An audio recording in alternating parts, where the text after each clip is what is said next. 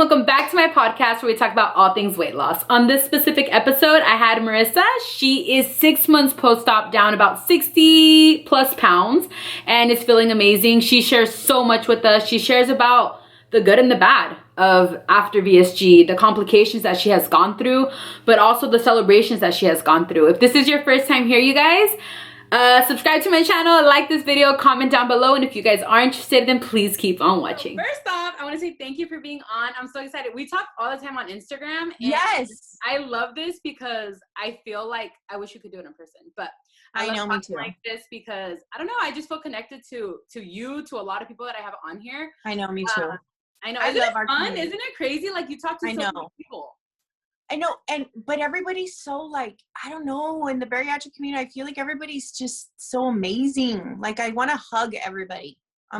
Me too. Sometimes I feel like they understand, like I hate to say this, but sometimes I feel like they understand more than like the people around you daily. Oh no, for sure. They're not doing it. They're not going through it. So no, 100%. Let me get on Instagram. Yes. No, 100%. I feel the exact same way. Like people don't, unless you've been through it, you really don't know. Yeah. Like, seriously? It's totally different. It's totally different. Totally different. So give us a small intro about you. Okay. I am 40 years old. I can't, not that that's like older, but like, I can't believe that. I know. You told me that. I was like, what? I know a lot of people say that, but I'm like, I'm a 1981 baby. Mm-hmm. I had my surgery November 18th of 2020. That in itself, having it during COVID was interesting to say the least. I have several autoimmune diseases. So my goal in having the surgery was seeing if I could put them into remission. That was like my main thing was I just wanted to feel better and not be in pain and be around for my daughter and my husband, because if you would have seen how I was living, Paulina, it was horrible. And so like my doctors, I had to have my thyroid taken out because I have Hashimoto's disease. So they had to completely take it out in July of 2020. Okay. And so I had a lot of surgeries in 2020. It was a weird year. And so they mentioned the bariatric surgery because she was like, it's going to be really hard for you to lose weight now. You know, you don't have a thyroid. She was like, I really feel like. Did they say that you can gain weight too when that's removed or yeah, I mean, you can. Yeah. It's harder because it's harder for you to like equilibrate the hormone. So like it took months to like get my hormone levels like where they should be. Yeah. Because then you have to do it with medication because you no longer have a thyroid. Yes. So that in itself was and has still been something that like we're doing because as you lose weight, your dose changes. Yeah. So that has been interesting. So when I started talking to my doctors about it, I want to say I talked to, let's see, how many of my doctors, like 4 of them about it. And they were all super supportive and they were like, do it, you know, it'll help you. They were like, just do it. So I had my surgery done with, Dr. Ayula, I'm in North Texas. So he's in Denton. He's an amazing surgeon. I was super scared. I almost backed out. Like, I can't even tell you how many times. Those messages all the time. I just got one the other day where she was like, it was like the day before, and she's like, no, I don't think I'm gonna do it. And I'm like, just push through. Like, no, dude, that was me in the hospital. He was like, he was like, do you want to leave? And I was like, yeah. And I was like, for real. Like, I was just, I don't know why this one for me was like so scary, but it was scary, you know? And then I had like so many complications. I'm gonna keep it real because I feel like not enough people talk about the complication parts or like the parts that can be ugly, and everybody just talks about, oh, I'm skinny now and everything's great, and you know, and it's just like, and you're happier and you're this and you're that, and those parts are real too. But like I went into it thinking like, oh, it's going to be super easy because it was easy for everybody else. But then I failed to remember that A, I have autoimmune diseases. Yeah. B, I'm older than a lot of you guys that had gotten it done. I didn't realize that so many people were in their 20s and 30s getting this done, early 30s, and I'm 40. You know, Yeah, I just turned and 40 in January. it's crazy because it is different for everyone. Like I had to do like 6 months of classes beforehand, and I was the youngest one in my class, and I'm gonna be 30. But when I started all of this, it's already gonna be 2 years. I was like 27, like maybe almost 27, and I was like youngest one in there. But on Instagram, there's people that are 19, 20 getting it That's done. what I'm saying, and I didn't realize. And you don't realize until you get older, like how resilient your body is when you're in your 20s. Like, oh my God, the things I did in my 20s, and like, so like just all of it, your body's just more resilient. And so like, I was older, I was sick, you know, I had other issues and stuff. And so, you know how they're always like, you get the surgery, you go home the next day, or you go home day of. No, I stayed in the hospital for 4 days. I had a hematoma. I had blood clots. Wow. I had like everything that you could possibly, all the 1% things happened. And so I remember in the beginning thinking, why did I do this? I can't believe I did this. I regretted it. It took me like a solid, probably 2 months, a month and a half, 2 months to finally be like, okay, I made the right decision. I just want any of the other girls out there who feel like that in the beginning to know that it's normal, because I thought I was crazy. You know, I thought, oh my God, you know, you're crazy. Like, and it come to find out, if you talk to other people, a lot of people have those same feelings, but nobody talks about it. You know, like some people are like completely fine and they're like, oh, you know, it's great and no regrets and everything. But I had some serious regrets in the beginning. And I wish I would have done more videos in the beginning, because I started YouTube like around 6 months post-op, so I was already feeling like on top of the world, you know. You see, yeah. But I was trying to like remember, and I did talk about it because like I had to go. I also didn't leave day one, but I didn't have complications like that. With me, it was just I was very nauseous and just throwing up, and I couldn't. I had to go back for that too. Yeah, so I had to go back for dehydration, and they put me on liquids for 6 weeks. And I think that's why my weight loss was so, I lost like 30 something pounds in the beginning, because I didn't eat anything. Like obviously, my body gonna do, lose weight, you know? But yeah, like you're saying, I don't think a lot of people talk about the complications. They don't. Mm-hmm. Yeah, like they don't talk about the beginning. And like I was back in the hospital. I mean, Paulina, like I think I went, let's see, like at least 4 times that I had to go back to the hospital. So I was seriously having some like mental, like I was depressed. I was like, why did I do this? I shouldn't have done this. It was a mistake. And then as your body starts healing and as you start feeling better, it took me a while. And it was funny because my surgeon, when I told him, because I was honest with him, I was like, I wish I would have never done it. I regret it. I wish you could just put my stomach back. Like I was literally at that point. Yeah. No. And he was like, he goes, you know, you'd be surprised. He goes, I have a large portion of my patients who regret it he goes, usually between 1 to 3 months. He goes, I only had 1 patient who regretted it for a whole year. Wow. She was before she felt better. And I was like, oh God, I hope that's not me. He goes, I promise. Did she share with you why? Like, did she have? He said, because sometimes when people have complications in the beginning, he goes, you're in the hospital so much, you just think like, I did this to myself. Yeah. You know, you start to feel. Like, I feel like you start thinking like, really, I couldn't have like just worked out and eaten better, and you're just like, you get pissed off at yourself. Yes. You know what I mean? And I would tell myself that too. I was like, God, you could have just done it the other way. But I had done it the other way a million times. Yeah. It's so, you know, like so many times. And my body would always fight me, you know, like, and then coming later on, finding out about the Hashimoto's, it made so much more sense. But like, it was weird though, because it took me like I said, being completely out of the hospital for like the 4th or 5th time and starting to feel better to where I was like, okay, I made the right decision. And he goes, I told you. He goes, I promise you would get here. He was like, it was just going to take a minute.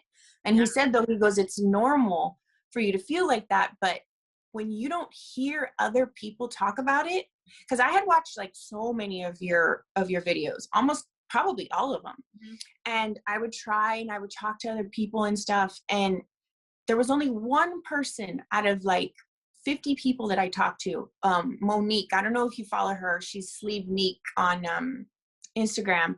And she was the only one who told me, don't be scared if in the beginning you have regrets. And I thought, like, what do you mean? You know, and she was like, you might regret it in the beginning, but I promise it gets better. But no one else had like talked about that or mentioned it. So it's kind of like I took it with a grain of salt, but didn't think, I was like, oh, that won't be me. Yeah. You know, and then it was. Yeah. And it's like you said, it's a lot of like people feel like that. Like for me, I always told my husband, like, I don't want to feel like I'm being fake or like being annoying or like, you know what I mean? But like, I truly didn't feel like that, you know what I mean? And for me, it was hard because people would ask me, like, I get messages all the time about my stalls. I never stalled. And again, it sounds kind of I remember, yeah, you said that you never stalled. You know, but literally for 10 months, every single week I lost weight. But I would tell people that's me. My body's everybody's different. Like, there's people that I know would stall for like a whole month and a half or whatever early, you know? I know. Yeah. So, like every single person is different. You know, everyone starts with different, like, you know, everyone's body's different. Like for me, they would always tell me, like, I was 304 pounds. I'm 5'4". I'm not like super I'm 5'4". tall. Yeah. So 304 pounds on my frame was like extreme, you know, but my doctors would always tell me, like, you're a really healthy, overweight person. Like I didn't have complications and stuff. So, which is good. Different. Exactly. So, and that's what people need to understand is everyone's different, you know. Of course, people on there like, oh my God, everything's so good, and it's not. But that's social media most of the time. I know. You know what I mean? And the thing is that, like, I think it gets good for a lot of people. Like you'll get to that happy place, but I just think it's unrealistic for people to think like all the newbies having the surgery or about to have it or thinking about having it, or that it's going to be all daisies and roses. It's not. It's very hard. Honestly, besides having my daughter, this was probably the hardest thing I've ever been through mentally, like in my life. You know, like everybody's like, oh, it's the easy way out. Oh, this. Oh, no. You know, like, you still have to do all the work. Like you still have to make sure your body heals. You still have to make sure you're getting in your water, your protein, like, it's a full-time job. You know what I mean? And like, especially in the beginning, you know, like I just had my 6-month post-op appointment yesterday, you know, and she was like, you're doing great. Like, you know, you're right on track and everything, which is great. But cause I feel like I should have already been down more at 6 months. What was your starting weight? My highest weight was 238. Yeah, see, so yours is very different. Your stats are very different. I know. So my highest weight was 238. I'm down 64 pounds, which I'm proud of. That's amazing. You know, I feel great and everything, but it's because, you know how they say comparison is the thief of all joy, because for sure. And you can't help it. And I'm really honestly though pretty good about not comparing myself to other people, because nobody has like not very many people have my start weight or my high, you know, everybody's different. Exactly. I'm really bad at comparing myself to myself when I was skinny and like before I had my daughter and before I was sick. I really have a problem doing that. But it's weird because like I still feel like you see other people at 6 months and they're like 90 pounds down or 100 pounds down, like you know, and then I have to remind myself, like, girl, your starting weight was different. Yes. Like you're older. There's no possible way. Like at 10 months, I dropped 140 pounds. You can't drop 140 pounds. Like your starting weight to like, it wouldn't even. I mean, I could, but I mean, I would probably be like, you know what I mean? Like and that's what I tell people all the time, because they see when I would say, oh, 140, and then they would write me and I'm like, what's your starting weight? How tall are you? And then they tell me and I'm like, There you go. Totally different. That's why. You know what I mean? Yeah. So it's completely different. It's so different. And I had to keep reminding myself, like, your starting weight's different, your age is different, you have autoimmune diseases, you have no thyroid. Like, I have to check myself. Yeah. You know, like, I have to really, like, you know, like, be like, Marissa, get a grip, you know? And I'm just like, and when I do that though, I'm fine. And as long as I keep doing like everything that I'm doing, like, I know I'll get to my goal weight. I don't know how long it's going to take me, you know, because I still have 35. What's your goal? You see, I'm like 35 pounds away from my goal weight. So like 140 is kind of like my sweet spot, you know. I don't know, like, it surprises me when I see certain people like, you've done YouTube with, God, what was her name? Güerita, blonde hair. And she got down to like 135 pounds, something song or something bird song, or I don't remember.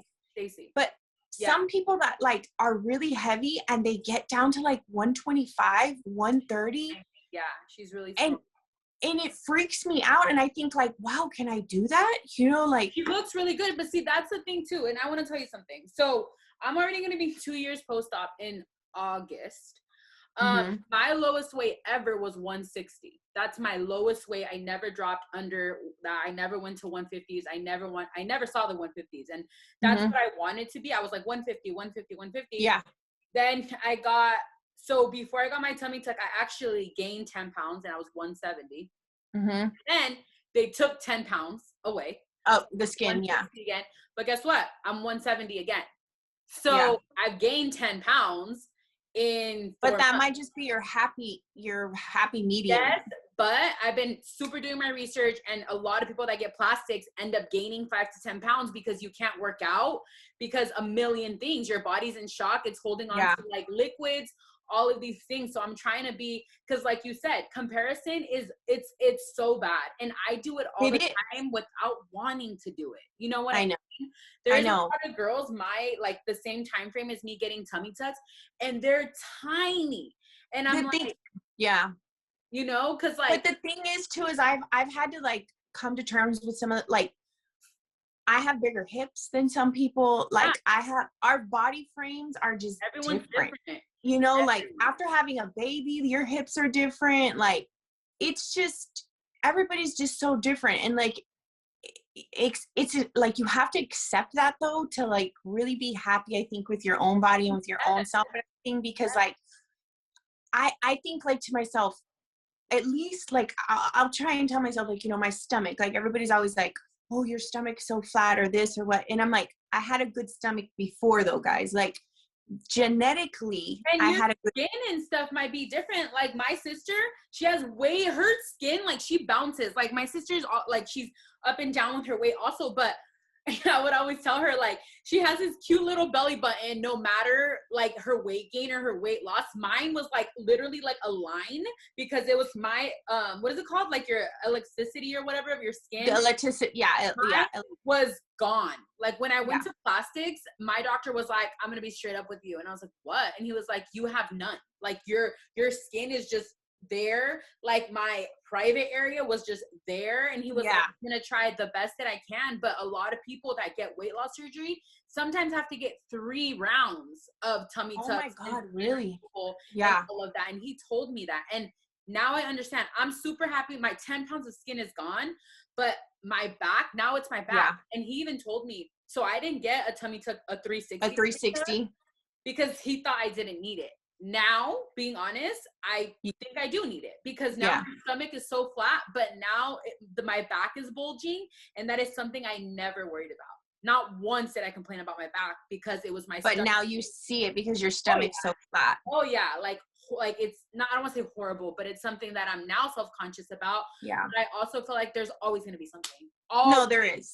You know what I mean? It's annoying. Like that's the thing. Like people will be like, "Oh, your stomach," you're not. But like I've always had big thighs. Like I have big legs, you know. And so like I worry, like as I lose more weight, will I need my legs done? You know what I mean? Like, and like you just don't know. Like and I'm just like, I don't know. I guess we'll see when we get there, you know. And like I want to eventually start lifting weights again, but like that's another thing with our surgery is I've noticed that when I start exercising more, I start feeling hungrier, and it brings about binge eating feelings. And I start to feel uncontrollable. Like I can't control myself around food, and I don't like that feeling. I'd rather feel in control and exercise to a level that I'm comfortable with right now, because our calories are so low at 6 months still. They're low, yeah. That I don't want to feel like crazy around food. You know, I mean, obviously the majority of us who have this surgery, we've had addictions and binge eating, and you know, I had all those things. I was an emotional eater. I would binge eat, you know, I would eat my feelings, like, and I feel like since having the surgery, like I really checked myself to where I'm like in control, and I'm like, no, you know, like, but then when I started exercising like really hard, like trying to get at least 10,000 steps a day, like exercising twice a day, like getting real crazy about it, I started to feel really bingy. And I was like, like I have to figure out my balance. And that's also hard too. You know, it's like figuring out where your happy place is. And I know it's going to change throughout my entire journey. It literally changes. Like I'm telling you, it's so weird because now when I look at myself at 160, my face, like I actually like how my face is right now. Like it's a little bit fuller. When I see pictures at 160, I would avoid to smile because I started getting really wrinkled, and I started like, just like I have different things on my face. My face has always been small. Even when I was 304 pounds, like, yeah, it was big, but my face has always been the smaller part of it. And for me personally, I felt like I started looking kind of sick, and I didn't like that look. So it's just so weird. I don't think we need to put a number. Like my doctor, he told me, when I asked him what needs to be my weight goal, he was like, I'm not going to give you a weight goal. If you look at mine doesn't either. Yeah, he's like, you should be 120. He's like, you're not going to be 120. You're not. Yeah. And he told if we go by that BMI scale, forget it, girl. Forget it. I've never and if I show you pictures of me when I was in high school and like when I was in college, I mean, I was fit, I was in shape, but my skinny weight, I never was 125 or 130, or I was always 155, 160, and no one would ever believe me. Everybody would be like, you don't weigh that. And I'm like, that's how much I weigh. Like I weigh that. Like, yeah, like the same with me. Like when I grew up playing soccer and stuff, my legs right now, like I have muscle on my legs and stuff. So I can't even imagine myself at 130, 120. I really can't. So and that's no, like I would not. And that's the thing. So like when people ask me my goal weight, I say 140 because I would love to see what I look like at 140. But girl, I don't know what my body's going to do. You know what I mean? I have no idea if my body will want to get there, if like it'll be happy there, if I'll be happy at 150, if I'll be happy at 160. I'm 174 right now. That's how much I weigh. Yeah. And it's not my skinniest weight ever. No, I mean, it's my skinniest weight since having my daughter. I will say that. Because after I had her and I gained weight and I started getting really sick, I just started gaining more and more weight. Yeah. But since having her, it's the skinniest I've ever been. But I mean, prior to having my daughter, I was always 155, 160, 155, 160. My weight never changed ever. So it was like it was hard to like gain weight. And then I think I was also in denial. Do you ever like see pictures of yourself like when you were heavy and you're like, oh my God, I didn't know I looked like that? Oh yeah, for sure. And I think with me, like I've always been a very confident and loud. Me too. Like that's how I was raised. My family, oh my gosh, when we go to a restaurant, because we're all like that. That's how we are too. But we're guatosas. That's what they all call. We're all guatosas.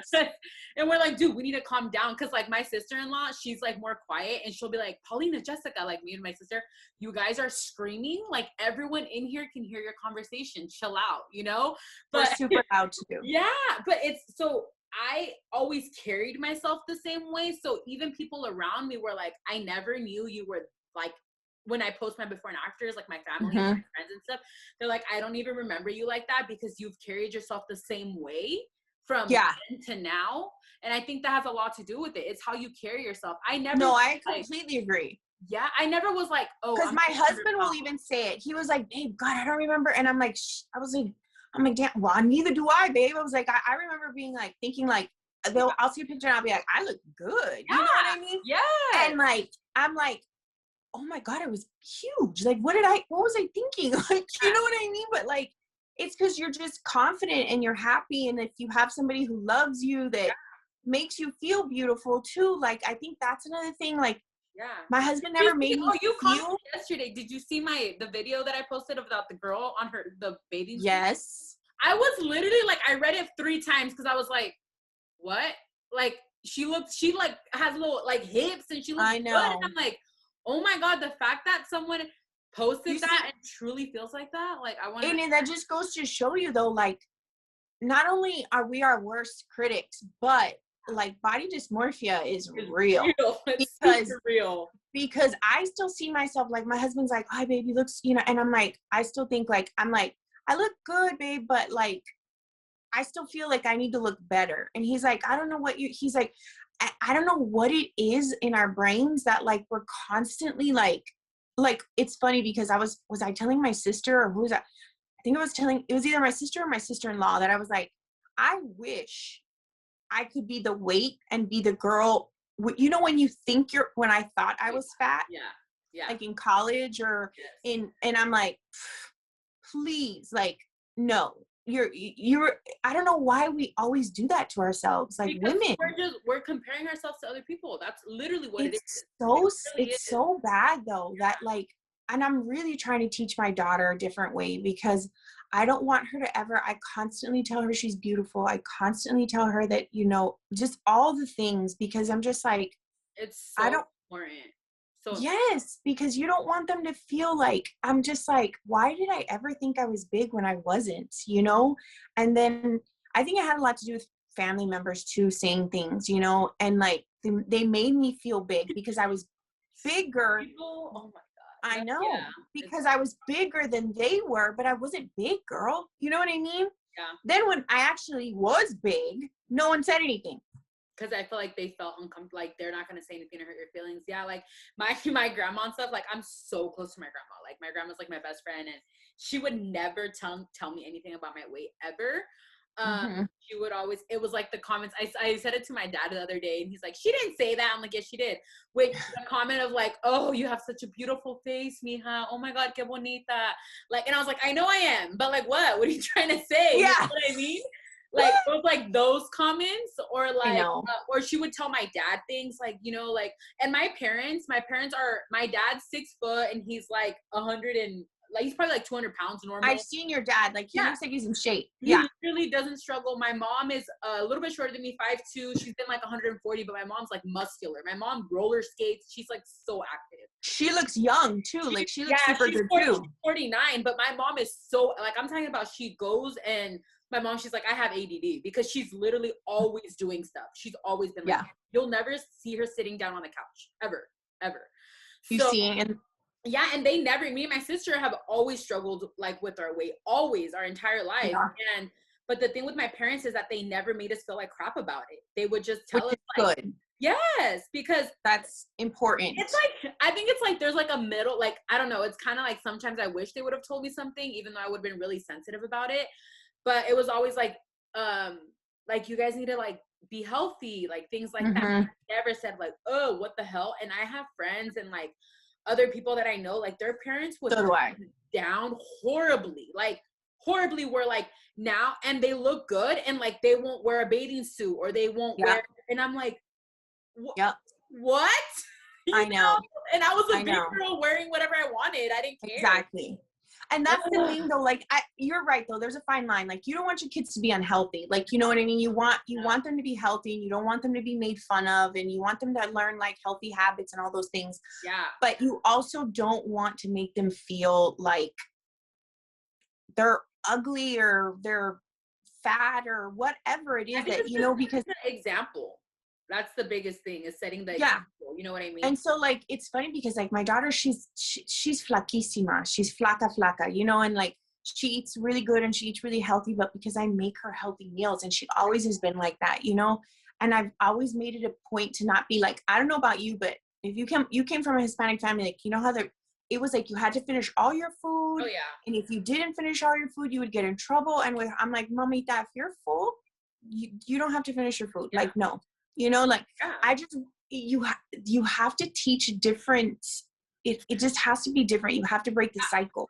Yeah. You know, and so I'm very different with her, and they watch everything, Paulina. Yeah. Like she'll see me working out. She's like, I want to do it with you, Mommy. Yeah. And like, she'll start doing, you know, and like, about it. Yeah, for sure. You know, and she wants to help me cook and like all the things, you know, and to me, that's super important. That's like the main reason I finally was like, okay, let's do this. Even though, like I said, I almost chickened out like a million times, but I just wasn't living. Like it was sad, you know, like I could only do certain things for so long because I was in so much pain because of my autoimmune diseases. And like, I still am in pain like now, but it's different. Like I can handle more, my joints can handle more. It's just like, it's slowly saving my life, you know? And I mean, I'm grateful that I did it, and like, I'm not finished yet, but even with all the complications that I had in the beginning, I would do it over again. Yeah. You know? And like, I wish that, I don't know, I wish at least I would have known though, like that it's not going to be easy. Cause like I said, I feel like so many people make it sound like super easy. You know, you have surgery, you heal, no big deal, you get skinny, life's great. It's hard. And like, it doesn't get easier. Like, and it's like now, like 2 years post-op, I'm telling you, I'm going to be so honest right now. The last month, I literally feel like zero restriction. Legit. You see, and that scares me because I think about that, the maintenance part. I have eaten, I can eat anything. Name anything, and I've eaten it, and I do not get sick. Like, I'm talking about anything. That's me too, though, Mom. Like, I don't, knock on wood, but like, I can eat a cupcake. Oh, yeah. You know what I mean? Like, I can eat a piece of cake. Like, I can have, what? I don't know, name it. And I can eat it too. I can eat anything. Literally. And it scares me. It is. You know, and like, cause you hear about everybody else who's like, oh, I can't eat fruit and it has too much sugar and I can't do, I'm like, I can eat a banana. Like, anything. I have no problem. Like, I have to really check myself. Like, it's not the easy, it's like, I still have to weigh my food. I still have to make sure I pick the healthy things. Like, cause I could literally sit down and like eat a bag of chips if I wanted, or like a whole bag of popcorn. Like, it fits. And I'm 6 months. No problem. Yeah. And it's scary because that's what people tell me. And like, it's so now, I mean, honestly, I had my restriction, like it changed. It's so weird because every month, like I remember my first year, it would change every single month. I remember not being able to eat a full protein bar. I don't remember how many months post-op, but then I remember like the next month I was like, wait, I just ate the whole protein bar. What the heck, you know? And it scared me. Now I can eat that like nothing. Like, it's like, no, and it does mess with your head because you're like, and it's weird. I still don't understand, and I probably never will. And it probably still happens to you even this far out. But like, there's days where I can't fit anything.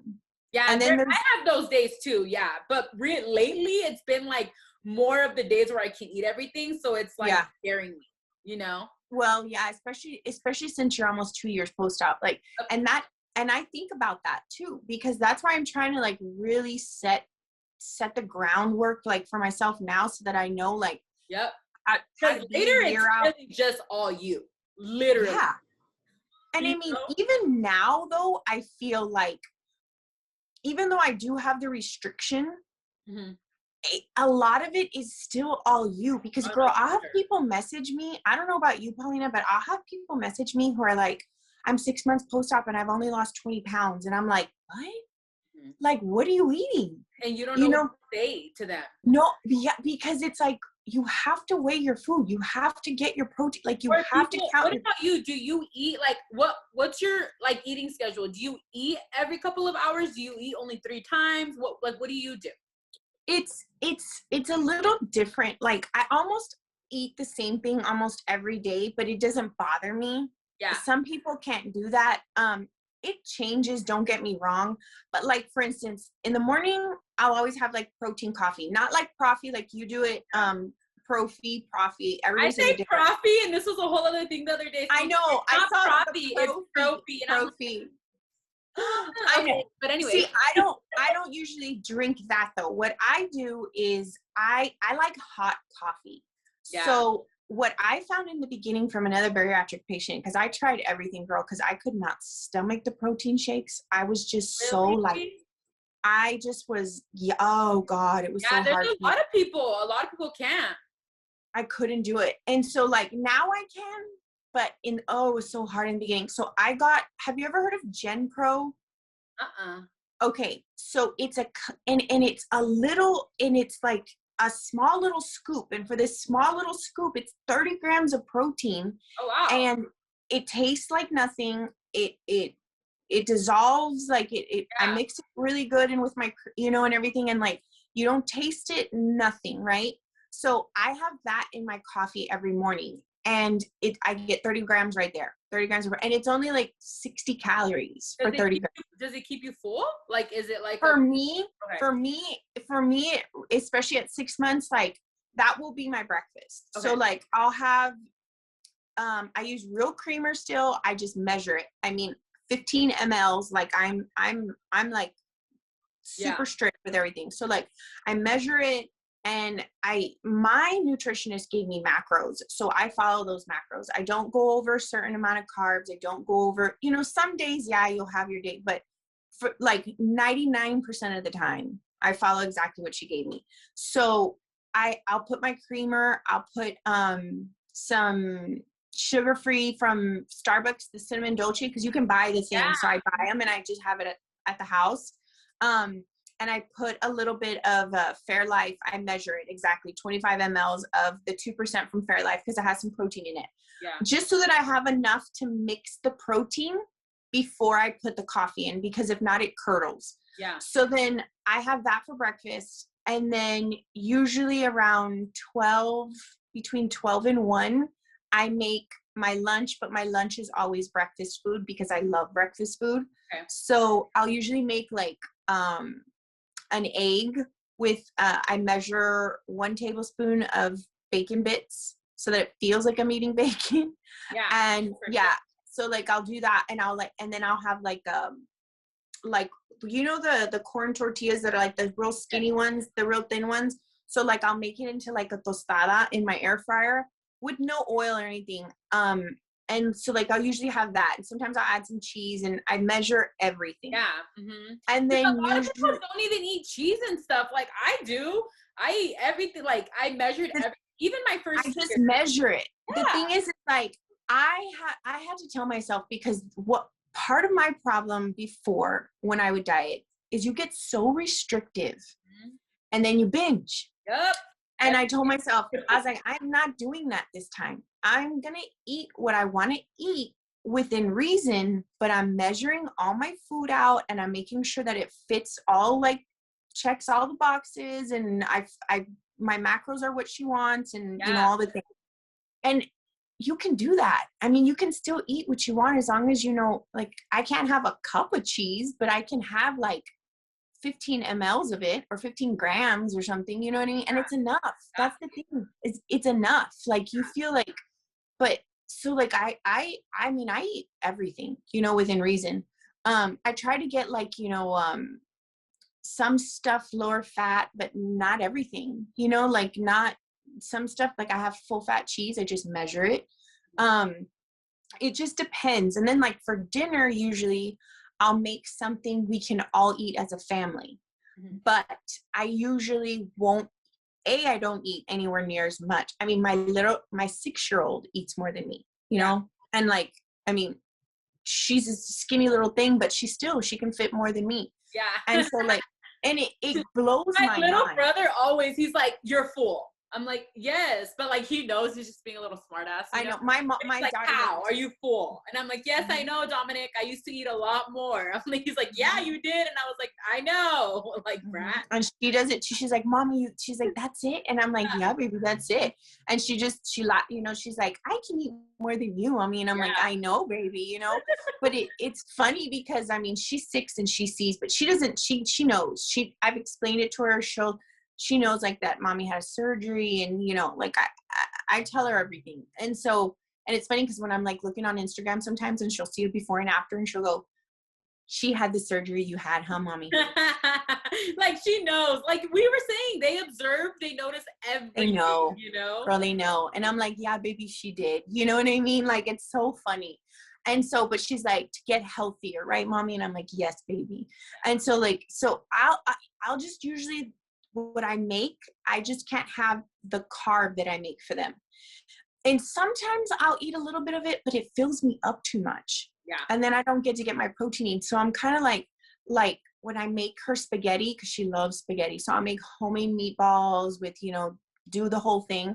So I'll measure literally 1 ounce of pasta, which is nothing. Yeah, I'm like, that's it's like nothing. Yeah. It's like 2 strings of angel hair, you know, and then I'll have my protein just so that I can like feel like I'm eating it. But you know what's weird though, Paulina, is I thought I was gonna feel like real like left out, you know? You're finding ways of making it work. Like I don't. That's what it is. Yeah. Because I get a lot of people, because I mean, people that follow me know I don't have kids. And I get a lot of comments where I'm just like, okay, I'm going to stop writing this person because they're like irritating me. Because they'll ask me like, hey, how do you lose? Like how? And I'm like, well, you have to work out. And they're like, oh, well, I can't do it. I have 5 kids, or I can't do it because, and I'm just like, okay, I get it. I don't have kids. I get that. But it's like, don't ask me then, because regardless, even if I had 5 kids, I can't imagine how busy your life would be. I literally can't imagine, right? No. But you even still have to find the 30 minutes or the hour to work out. If not, you still need to lose weight. You still got the once in a lifetime surgery. You still have to find time to do it. You need to figure it out. Like I don't know what to tell them.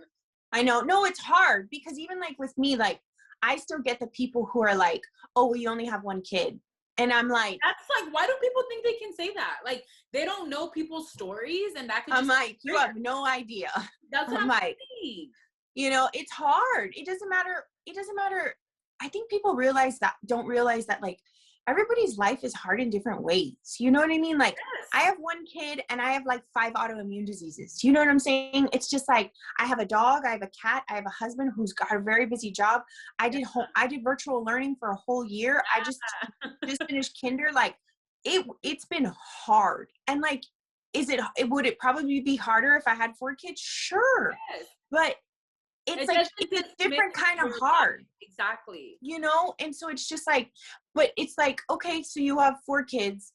Do you have RA? Do you have Hashimoto's? Do you have fibromyalgia? Do you have a fused vertebrae in your back? That's what I don't like. It's like, if someone's I am so willing to help and like share my experience and stuff, but like, our experience is our experience, and I always say that, you know what I mean? Because then people start throwing things like that, and I'm just like, okay, well, yeah, no, we have different lives. Like that's what it is.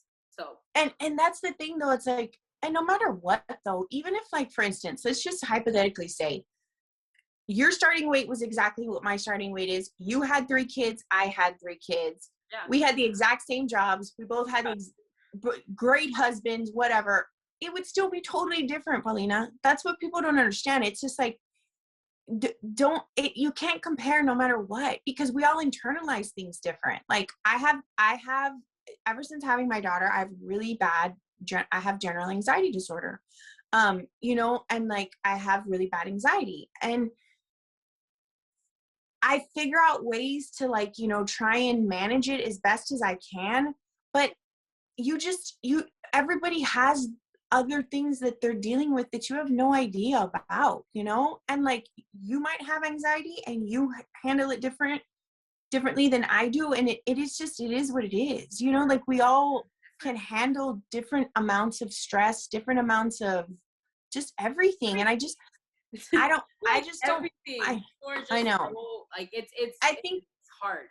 No, and I think it also just comes down to like, how bad do you want it, dude? Like, no matter what you have going on, I have a lot going on, you know, like when it comes to my health stuff and everything, it's just like, do I really want to lose the weight? Do I really want to feel better? Do I really want to put my autoimmune diseases into remission? Yeah. You know, like, and that's what it is. It's the no excuses. And that, I tell people that all the time. It's like, at the end of the day, if you make an excuse, you're going to be back at square one. So you work your butt off and you do what you got to do, or the year is going to go by. And I'm sorry, but I truly feel, and this is what my doctor has told me, once you pass the year mark, it's very hard to lose weight. And and this is a once in a lifetime. Yeah, there's people that do the like, if they get the sleeve, there's people that go and I've seen a lot of people get the revision. Yes. Yeah, which I get it. I know that can happen, but I feel like only do that if you really need to do that. You know, like my doctor explained to me, someone that has I don't want to have to do that. No, but what he explained to me, usually people that do that is like, let's say someone has a starting weight of like 400, right? Yeah. They lose 150, they're still heavy, right? Yeah. Then they try to do a revision, so they basically restart so they can drop more. So drop more weight. It's like a little like a ladder effect type of thing, you know. But like someone like me, like 300 pounds, he was like, we're not gonna have to do that because you should be able to lose the weight with this one surgery. So it happened, you know. Yeah. And that was the same thing with me. Like people, it's funny because I got out of those groups because I was like, Facebook groups. Oh my God, girl. I stopped those. They're too much. Girl, I got into some of those groups and they were like, why are you having VSG? Why don't you have RNY? Or why don't you have the other one? Because my doctor performs this other surgery. What is it called? The one where it's kind of like you do VSG with RNY. It's combined. Duodental. It's called a DS. I can't say. It's like a duodental switch or something. Okay, it's a newer surgery, right? But he performs it. It's like both in one. So you lose like a ton of weight, right? And like you do that, you're starting. And it's your BMI has to be, I think, 50 or above or something like that. And like it's called DS. You can look it up. Did you know that when they first did weight loss surgery, and I don't know how, like I read articles on this, that the bypass was actually a combination of both. And then I guess that there was some times where they would have to stop halfway or whatever, which they would only perform the sleeve and then realize that people were still losing weight. And that's how the sleeve became a thing, because they were like, oh wait, we don't need to do both. People are losing weight. That's what I read a couple articles like that. I don't know how accurate that is. I read different articles for different, but I know like they still say that like RNY is the gold standard, but like I didn't want that. I didn't either. That's what my doctor wanted me to have. And I said no. Mine didn't. Mine was like, no, you just need VSG. Like he was like, no, you know, and I just, and thank God too though, because like since I had so many complications, I cannot imagine the complications I would have had if I went the other route. I think bypass is an older surgery, so like the results are better, and to be honest, you lose more. You do lose more. You lose more, but also based off research and stuff, people that get the bypass keep their weight off longer. Longer. Yes, I totally agree with that. And like the thing is, and I think it's great for certain people. RNY is amazing for certain. Bypass is great, but I just didn't think it was what I needed. Yeah, that was you know. And so I was just like, no, and so many people in those groups were like, oh, you're gonna gain all your weight back, and oh this and oh that, and like you should have this surgery, and I'm like, I'm having this surgery because this is what my doctor recommended. Like, I'm like, I'm sorry, you know more than my surgeon. I was just like, I got out of all those groups because I was just like, literally just, it's negativity that you don't need at all. I think Instagram is a different world. Instagram totally. It's so much more like empowering and like, you know, uplifting. Yes, Facebook positive, is a supportive. Lot of just BS. I was just like, what is going on here? I was just like, I'm not. And like, and it's so weird how like they're two different, they're both social media platforms. And yet it's like, it was night and day to me. It's a different crowd though. Like they're older. I know. I think is older. Yeah. So it's a lot of people that have more opinions, they've lived more life, they've probably gained their weight back. Like, you know what I mean? So they're like, I gained all my weight back, let me still give my opinion, even though they probably know why they gained their weight back. You know what I mean? But they're just blaming it on the surgery. Yeah, no, it's totally different. So I was just like, no, Instagram is where it's at for me, because I couldn't, I mean, to me, like, knock on wood, but like, I just feel like everybody in our community, you know, I'm sure there's some bad apples, but I haven't, like, luckily got, you know, I've met amazing people, and like people that I want to meet in real life, like you, and like people that I follow that like I genuinely would see myself being good friends with in real life, you know? And like, if it wasn't for Instagram, to be honest though, like, cause I followed you in the beginning before I even had it, when I was still going through the process of like going to my nutrition appointments and like doing the therapy that they make you do and like all the things, you know. I didn't have to do the classes like you did. Mine was a little bit different, but I still had to do things so that the insurance, like a checklist. Yes. You know, and so mine was supposed to be 3 months, but it ended up being 6 months because I had to have other surgeries done before it. Oh yeah. So it took a little longer, and then with COVID and, you know, it ended up taking 6 months. So, which it felt like it was overnight. Like I was like, oh my God, 6 months is going to take forever. And then I thought, oh my God, I'm having surgery. Like I was freaking out. Yes. So weird. And then you get the surgery, and like me, I'm like, how is it 2 years in a couple months? It's insane to me. I still feel like I had it a couple months ago. Yeah. Like my tummy tuck, it's going to be 4 months already. And I'm like, what happened? I know. I feel like you just had your tummy tuck. I had it on February 1st. You see? April, May, June. Yes. It's so weird to me.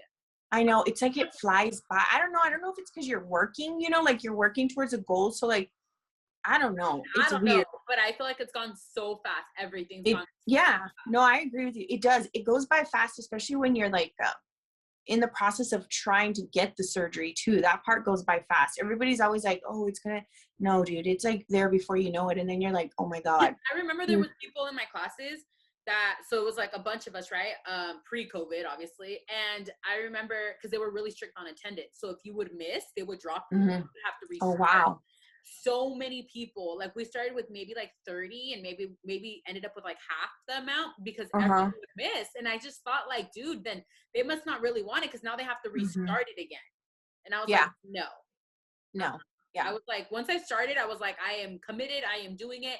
Because even when I was doing the classes, because I told my husband, I was like, I'm going to do the classes. And if I don't want to get the surgery, then I still have 6 months till I be like, no, I don't want to, but I want to learn about it, you know? Yeah. But, yeah.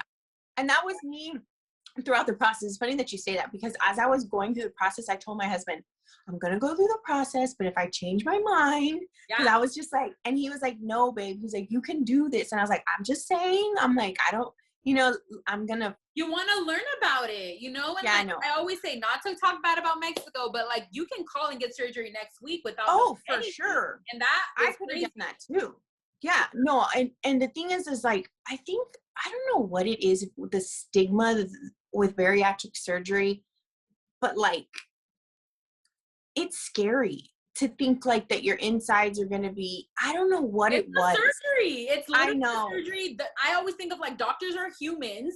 They can still mess something up. Like it is a scary thing. And I don't like to dismiss that, because when people message me like I'm scared, I always kind of like hesitate on what to say, because I've answered a million times, but because it's still major surgery. Because I mean, they get complications, and I'm over here telling them like you're gonna be okay, and then like they message me a month later and they're like something horrible happened, and I'm like, oh, you know? I know, and it's because then it happens, and that's why I want people to know. Like my story was like I had complications, you know, like it was not easy in the beginning. It was super hard, and I had regrets, and I had some really low points, and then, you know, thank God, you know, I started healing and I started getting better, and slowly but surely I started to feel better, and I was like, okay, no, I made the right decision. But if anybody feels like that, you're not crazy. Yeah. It's okay if you have it harder in the beginning. It's okay. Like, don't think that there's anything wrong with you, you know, because you didn't have it as easy as XYZ person who's like different factors, have different everything, you know? Yes, you know, and so I was just like, I really had to check myself, like I said, when it came to the age thing and when it came to like the health thing, and just, you have to put everything into perspective, and like also that it is major surgery, and you are getting your insides cut out, Literally. you know, I mean, like it's a big deal. I remember, you know, they pulled your stomach out of one of the incisions, right? And I remember, yes, that one hurt, like girl. post-op, and he was like, so, you know, how do you feel? And I was like, I feel fine, but like this one incision hurts. And he just started dying laughing. I'm like, why are you laughing? He's like, that's right. That's where I pulled your stomach out of. Yeah. And I was like, oh, well, duh. And that one on me, it's so funny because now it's like you can't even see that scar on me. Yeah. And that one was the one that was the worst. It was bruised for months because that's where he pulled it out. And like for me, he only made 4 incisions instead of making the 5 or the 6. Yeah. He was like, I only needed to make 4. He was like, sometimes I think that's why I had some complications too, because he moved, they jostled around too many things in there, like instead of having the extra, you know, but it is what it is. But because for most of his patients, he does the 5 or the 6. And for me, he only did 4. Can you explain why he did that? He said he just didn't feel like I needed it. He said like, and it's funny because you know the incision that they make right here? Yeah. Like kind of high. So when I got out of surgery, I could tell that he was about to scalp that area because there was a starting of a cut, and then he decided not to do it. So I asked, I was just like, what, like, he goes, I don't know. He goes, your stomach just, he was like, it was like smaller. He goes, I just felt like I didn't need to have as many ports. He was like, to see, he was like, I could see out of the 4 that I had. He was like, so I just ended up not cutting there. And I was like, okay, you know, and so I don't know. I mean, I guess because everybody's anatomy is different. Everybody's stomach's different. Like, you know, I didn't have like I was really big, but like, or at least I feel like I was really big, but I didn't have like, lonjas, you know what I mean? Like my stomach is still. I think like I think of my sister. My sister doesn't have lonjas either. Like if she gains weight, it's like she just kind of bloats a little. Like she doesn't. That's me. I had rolls, and like other people, because your skin, like I feel like you have, like your skin is not, just like looking at your arms, I can tell the type of skin that you have. You see, and it just like my stomach just looked like pregnant, I guess. You know what I mean? Like it just looked like firm, so but they didn't struggle, smooth. Like they didn't struggle with where, because it was like still like yes, flat, you know.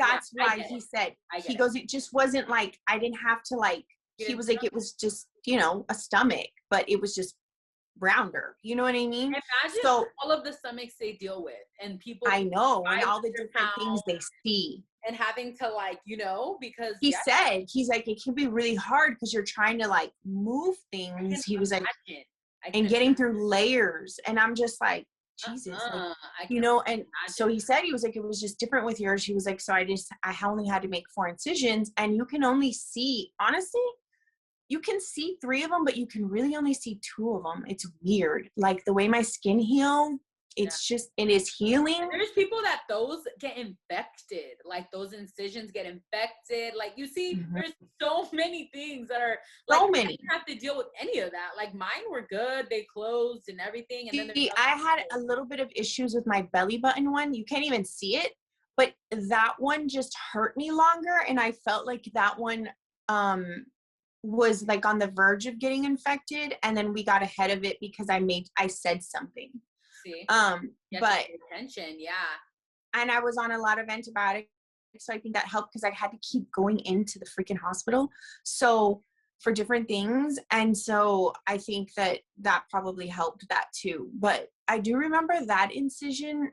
I don't know if you had one that hurt more, but like my belly button incision and the incision that they took the stomach out of, those 2 hurt me more. Yeah, that was the one where they took the stomach out of. But it wasn't anything that like I couldn't handle, because I've had way other massive surgeries, back surgery, and like, you know, I think the worst thing was the gas. That was the worst thing, you know. And I was just like, walk, and I didn't want to, but I was like, just do it. I was like, just do it. And then like, since I was in the hospital so many days, the nurses like they all got really familiar with me, and they would start clapping for me as they would see me walking the halls, because it was like 4:00 in the morning. So stubborn walking. Like I didn't walk the first day, but it was because I was really nauseous. But then I had to, my husband was like, okay, like stand up, like we gotta go. And I'm like, nope, I'm not going to, like be quiet, leave me alone. He's like, okay, then don't complain about your gas pains. Like, are you gonna walk? They keep coming in here and telling you that you're gonna walk. I think the nurses had a talk with him, because I would tell the nurses, like, no, I'm not doing it. Like, I'm literally not gonna do it. Because I didn't feel good. I wanted to throw up all day. Like, you see, if I was as nauseous, you see, I went back in once because I was so nauseous and I was throwing up and I couldn't hold anything down. But in the hospital, it was more of the gas thing. So if they kept saying, walk and it'll make you feel better. So I was like, let's go. You know what I mean? I was just but you see the mindsets? And this is why I love to have these, because people are going to hear this and hear me saying how stubborn I am and being like, no, I'm not doing it. And I'd rather have to deal with the pain. I eventually got up to walk, but it took me a while. Where your mindset was like, let's go. I was like, let's go. I mean? So yeah, I was up that first day, and like, it took me a minute. Don't get me wrong. Cause I was so uncomfortable and I was in so much pain because of like, I was just so uncomfortable. But the nurses, I had a very matter of fact one that we clicked though, because I'm very much like that too. And we got really close. Like I literally cried when I left the hospital because I like got so close to her and like I hugged her and I just, I loved her. Yeah. And like, she was like, you want to feel better? She's like, you don't want to hear it, but let's get up and walk. Yeah. She's like, I'm going to walk with you. She's like, so you don't fall, because at the beginning you're, you know, and so I was like, and I was like, okay, let's do it. Let's do it. Let's do it. Let's do it. And I had to keep telling myself like, you know, and I would just do it and do it and do it. And I would get up like at 4:00 in the morning and at 3:00 in the morning. And I was just like, cause I couldn't sleep. It's not like you can sleep. You don't feel good. No. And I remember the biggest thing at the hospital, oh my gosh, was I would literally tell them, tell me when you guys are passing out the food. Cause I could smell the food through I would close my door. Through the vents, you can smell it. And it would give me osco though. I would want to throw up. I don't get it. I would tell them, why do you guys put the bariatric patients with people that are getting something else? That makes no sense. I would say the same thing. It makes no sense to me. I literally would tell my husband, like, I need like a pillow or something on my face, because as soon as I would say the same thing. Food, it was so gross. I wanted to die. And you know, it's so funny that you say that, because I had an old man, like, so it was weird. It was like every other room, right? So like across from my room, it would like skip a space and then there was a room, right? And he was loud and he would be like ordering his food, girl. And he would order like everything on the menu. And what do y'all have for dessert? And what do you do? And I was like, oh my God. And I'd be like, oh my God. So I finally told my nurse, Julie, I was like, tell me when it's time for him to, or I was like, I'm gonna go take my walk. I'm gonna go take my laps. I was like, and then when I get back, I need my door closed, and I put a towel under my door, because you think you're gonna like the smell of food. I was like, I don't want to smell food. I don't want to smell his food. I don't even want to hear what he's ordering. Like, you're just not. That was me. I was so thankful, because I asked them. So I wanted my husband to stay the night with me, right? And they said the only way you can have someone stay the night is if you don't have to share rooms. That was the only way. And I said, well, how do I do that? And they said, well, it just depends on if they're like what's available. But because I got so sick and stuff, they made it happen. And they were able to do it. So I had my own room, thank God. I did too, thank God. Yeah, but I can't imagine sharing with someone. I would have been miserable. Especially if they weren't a beriatric patient and they were eating. And then you share the same bathroom? Hell no. Like, throwing up, and like, there was been no way. No. But you know what? None of the rooms, where we stayed, everybody had their own room. Everybody. No, where I was, people were sharing. Everybody had their own room. No. I can't. Everybody had their own room, and like, and I think that's pretty the norm here in Texas, because even when I was going into the hospital a lot, like with all my complications, I had my own room every single time. Yeah. And so did like all the other patients though, you know? So like, I don't know. I had anxiety when they said, oh, well, you might not. And I'm like, no, I am. I was like, I need my husband to stay with me, number one, because I'm a baby.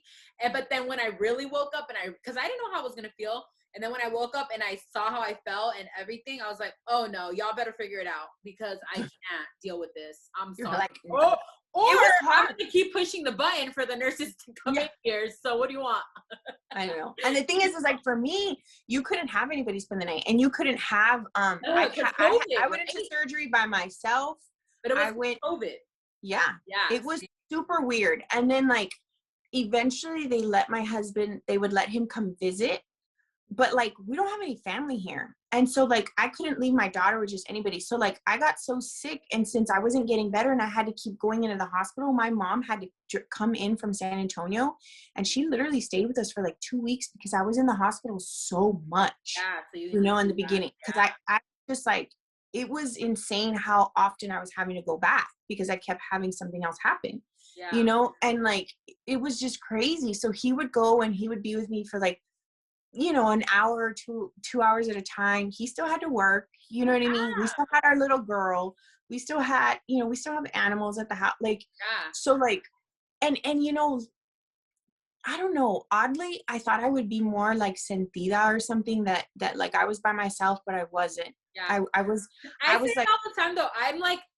I'm such a baby like when it comes like to my husband, but I told him usually I am too though. Yeah, but like if he wasn't there, I don't think I would have complained as much. Like Exactly. I'm being honest. Like I'm being completely honest.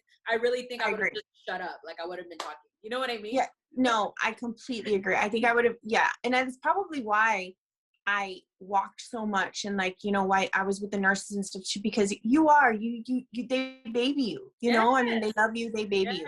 And so like, I think that, you know, even like, cause when I had my thyroid taken out too, sola, you know what I mean? I was by myself. Yeah. And so I was just like, okay, you know, it is what it is. So I had already for my tummy tuck. My tummy tuck, he couldn't be there. He just dropped me off like at the door, and then he did come in to like push me out. But the tummy tuck was so fast. It was like I was there for like, they did my surgery for like 5 hours. I literally like got there, they put me to sleep, did it, and I left like an hour later. But I was like, that's crazy. Woke up and they were already putting me in a wheelchair, and I was like, what are you guys doing? And my husband's like, you've been up, you've just not been present, like you've been awake. Oh my God. Yeah, like I was so out of it. And so, but I literally felt like I woke up and they were like grabbing me to sit me down, and I was like, can I breathe? Like I was so butthurt. I was so mad because I felt like I literally just woke up. You would think with a tummy tuck like that they would keep you. No, because it's a very easy, like, let's go. It's not, you don't stay the night unless there's complications. You don't. Yeah. The same with the boob job. You don't stay the night. They just do it. You wake up and you go. It's very fast. You see, and the only plastic surgery I've ever had is when I was in my early 20s, I had a breast reduction. Oh, okay. So I don't have implants or anything, but I had a breast reduction because I had such big boobs and I had a lot of back problems. Yeah. So I was like, what, 23 when they did it, and insurance paid for it because it was just like, they were like, cool. Yeah. Yeah. And I stayed in the hospital for 2 days. Really? So yeah, 2 days. Wow. Okay. And so like, that's why it's just, I guess everybody's just different. I don't know. I mean, I had all these drains. Yeah. When they told me it was going to be fast, I was like, what? Like, I felt like it was more intense than like my VSG, but it wasn't, I guess. See, I would think so too. Like, hello. Like, they literally cut me open. I have a humongous scar. Like, I'm like, see, and a lot of my aunts have had tummy tucks and stuff. So like, I've seen the process and I've seen the healing process and I've seen it all, because I sometimes I think I want one, but then I'm like, yeah, I don't know. I'm like, yeah, I don't know. Like, my recovery was actually pretty good. Like, I was really, really, really surprised. But like, I've had my friend, one of my close friends, she just got her arms done, and she's like, I'm never doing anything again. Like, it was so bad for her. So I could imagine the arms would hurt though. Yeah, because it's from here to here. Like, my arms, I have loose skin, but I am not getting it removed. I'm good. I don't think your arms look bad though at all. I wouldn't. Yeah, no. And then the scar is like this big. I'm not. Yeah, no, I mean, I've seen, some people's like scars, they look really, really good though. But I mean, if you really need it, like, I'm all for whatever's gonna make you happy. You do you, girl. I'm like, you do you. I just don't know once I get there, because like I said, I'm 6 months, 6 months and a week. So like in a year, your body changes. Yeah, like I'm like, let's see where I am, and then if I start lifting weights, like, I just don't know, you know? So like, I don't want to say, oh yeah, I'm going to have this done and I want to have this done, because I think in 6 months it'll change.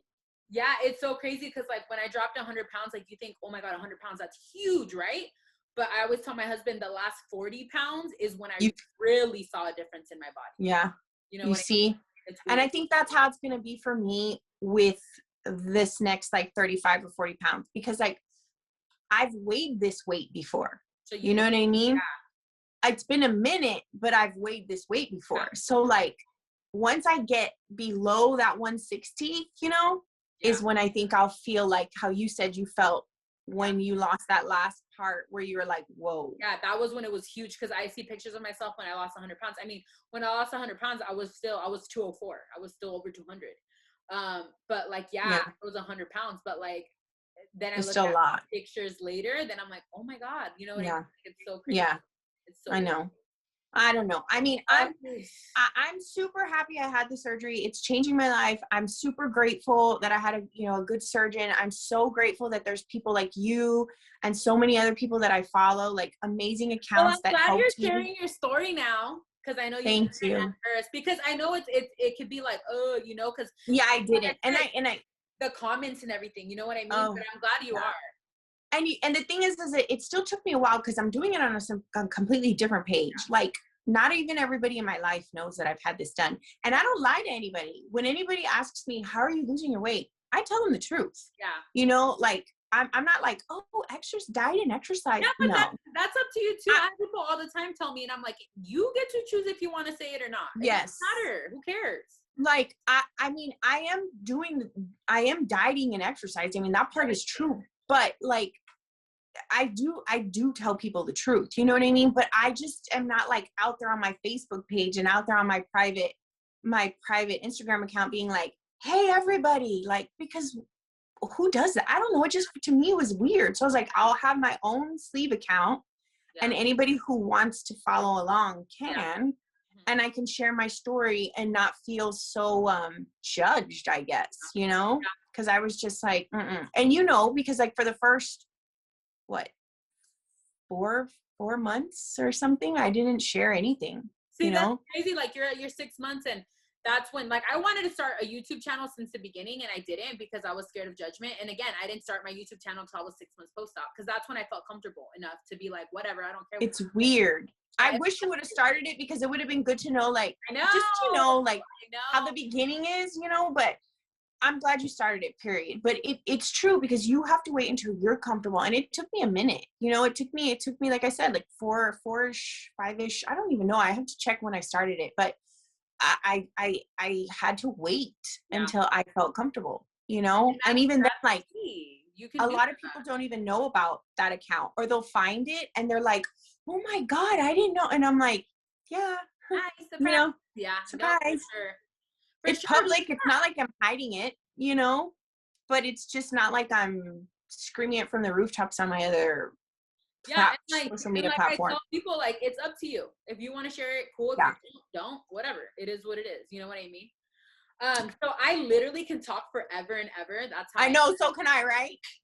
So just how I always kind of end it. Like, what advice would you give to someone that's like literally, like, let's say night before, waiting for surgery, and they're scared as hell, like how we've talked about? What would you tell them? I think it's that people need to know that it's okay to be scared. Like, feel your feelings. I was scared. You were scared. Like, it's okay to be scared, and it's okay to have doubts, and it's okay to want to even chicken out, but don't, but do it. You know what I mean? Do it scared. Like, I wish somebody would, you know, like, just do it scared. And you might, I mean, I'm going to be honest, you might have some complications, you know, but God willing, you'll still be okay. Like, I don't want to ever paint this picture, like I said, where, and you might not, the majority of people don't. Like, look at, you know, the majority of people, everything's fine. You know, I'm always the 1%, but like, like, it never fails. So like, just go into it knowing that it's okay to be scared. It's okay to be nervous, but go into it prepared, knowing that it's not going to be easy, but you can do it. Yeah. Like, you can do it, and take advantage of the time that you have while you're doing it. Like, don't waste your time. Don't, you know, eat crazy things and like not follow your plan and be one of those people who only loses X amount of pounds because they didn't try. Like, no, this is a once in a lifetime thing. Like, take advantage of the fact that you're having this surgery and work your butt off because you won't regret it. Like, you just won't regret it. But do it. Don't be scared. Like, I love how you said that, like do it, because if you, like, you would only be lying to yourself. Like, you know what I mean? Like, you know what you're picking up and putting inside of your mouth at 4 months post-op. You know if you're eating a protein bar versus a piece of cake, and you might be able to eat a piece of cake at 4 months, but it's like my first year I really wanted to. Yes, exactly. So it's super important to, like, it is day by day. You know what I mean? Yeah, day by day. Like, you know, I mean, you have to, obviously you have to live your life, and, you know, if it's your birthday or whatever the case may be, but like, just don't waste the time. Don't waste your year. Like, put in the work. And like I said, do it afraid, but just still do it. Yeah. You know, I love that. I mean, yeah, you just have to, I mean, I was scared. Yeah, I know. I was, and I feel like I feel like that's obviously so normal. It's a surgery. Any surgery you get, it's like, you know, but to sleep, like, that alone is kind of like, oh my gosh, you know? I know. No, I totally, like, I was scared to have all my surgeries. You know what I mean? But it's just like, and then it's an elective surgery. So like, I think you kind of, you also tell yourself, like, I don't know, you know, but it's okay. It's okay to be scared, you know, and it's just do it. Like, you won't regret it as long as you don't waste your time afterwards doing the work, you know? So yeah, no, but thank you so much, Paulina, for having 6 months. I want to have you on again at a year. So yes, let's do it. Talk and see how it is. But yeah, for sure. Like I said, I could talk forever and ever. That's just me. That's my personality. Right. I'm the same way. I'm like, this one's gonna go up in a couple of weeks, so I'll tag you and everything so you can share your page. But thank you. Oh no, I'll share it for sure. Weekend. You too, Mama. Bye. Thank you so much for watching. Mariza, thank you so much for being on and sharing every part of your journey so far, being 6 months post-op. You already are doing so much. You are sharing your story now on Instagram, which I'm so proud of you. And just keep doing your thing. We have become really close on Instagram, and I can't wait to see your journey. 9 months post-op, a year post-op, and so on. Thank you. If you guys have not yet, like this video, comment down below, and as always, have a beautiful rest of your week. Bye.